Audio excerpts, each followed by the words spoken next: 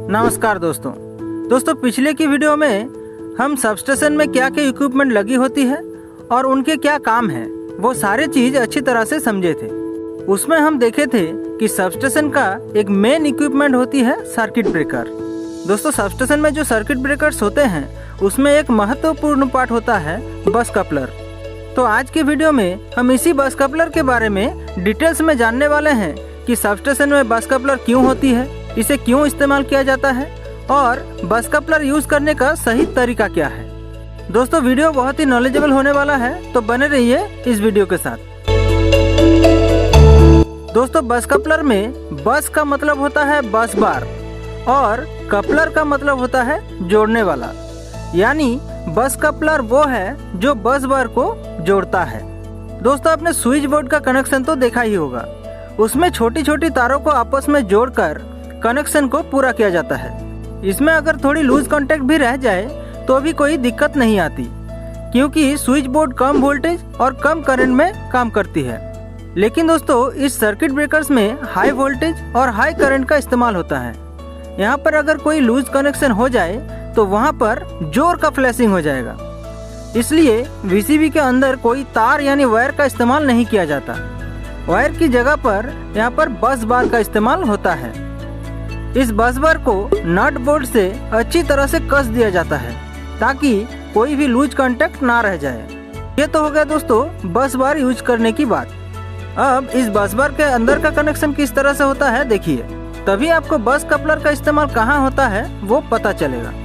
दोस्तों हमारे यहाँ पर दो पावर ट्रांसफार्मर है। दोनों पावर ट्रांसफार्मर से एक एक करके केबल आकर इन दोनों इनकमिंग पर कनेक्ट हुआ है। ट्रांसफार्मर 1 का केबल आकर इनकमिंग 1 में घुसा है और ट्रांसफार्मर 2 का केबल आकर इनकमिंग 2 में घुसा है।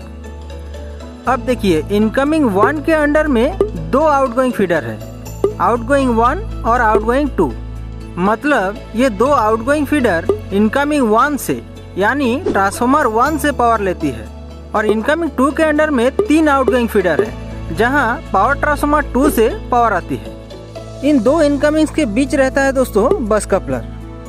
नॉर्मल कंडीशन में बस कपलर ऑफ रहती है और इनकमिंग 1 और 2 चार्ज रहती है। ये देखिए दोस्तों इनकमिंग 1 और इनकमिंग 2 दोनों वीसीबी ऑन है और बस कपलर ऑफ है। इसके ट्रॉली को देखकर भी आप समझ सकते हैं कि कौन वीसीबी ऑन है और कौन ऑफ। ये देखिए ये बस कपलर का वीसीबी है, इसका ट्रॉली देखिए दोस्तों बाहर निकला हुआ है क्योंकि ये ऑफ कंडीशन में है। और ये देखिए ये इनकमिंग 2 के वीसीबी है जो कि ऑन कंडीशन में है। इसका ट्रॉली देखिए दोस्तों अंदर घुसा हुआ है। देखिए यहाँ कितना गैप है, मतलब इसका ट्रॉली अंदर घुसा हुआ है। लेकिन यहाँ पर देखिए बस कपलर के ट्रॉली पर गैप नहीं है, मतलब ये बाहर निकला हुआ है। दोस्तों इनकमिंग 1, 2 और बस कपलर इन तीनों में से एक टाइम में दो ही ऑन रह सकता है। कभी भी इन तीनों को एक साथ ऑन नहीं किया जाता।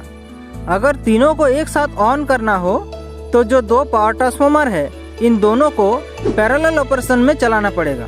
लेकिन अगर दोनों ट्रांसफार्मर पैरेलली कनेक्टेड नहीं है तो सिर्फ दो को ही हम ऑन कर सकते हैं। मतलब या तो हम इनकमिंग 1 और बस कपलर को ऑन करेंगे या फिर इनकमिंग 2 और बस कपलर को।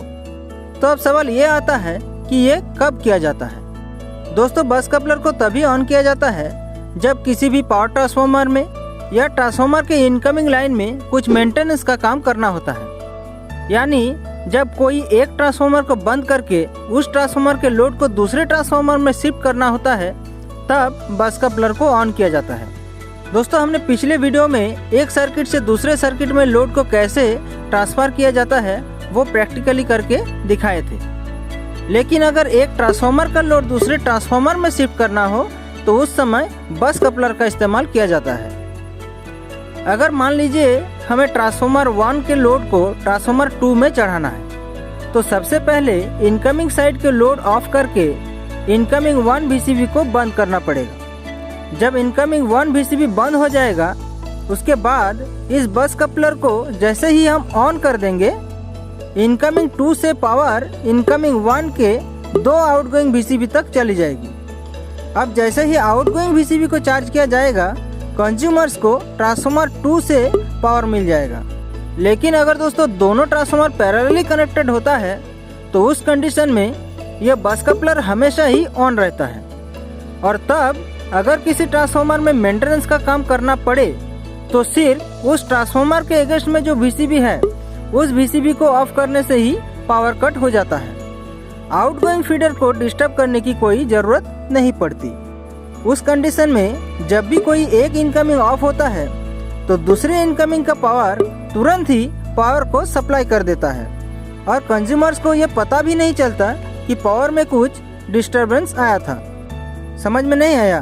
देखिए, जैसे मान लीजिए कि दोनों ट्रांसफार्मर पैरेलली कनेक्टेड है। अब अगर इनकमिंग 1 को ऑफ कर दें तो जनरली दोनों आउटगोइंग फीडर के पावर कट जानी चाहिए, लेकिन बस कपलर ऑन होने की वजह से इनकमिंग 1 के अंडर में जो 2 आउटगोइंग फीडर्स हैं उनके पावर में कोई भी डिस्टरबेंस नहीं आएगा, क्योंकि दोस्तों जैसे ही हम इनकमिंग 1 के वीसीबी को ऑफ करेंगे उसी वक्त इनकमिंग 2 से पावर उन 2 फीडर तक चली जाएगी। इससे उन 2 फीडर्स के कंज्यूमर्स के पावर में कोई भी इंटरप्शन नहीं होगा, मतलब कंज्यूमर्स को यह पता भी नहीं चलेगा कि पावर कट हुआ था।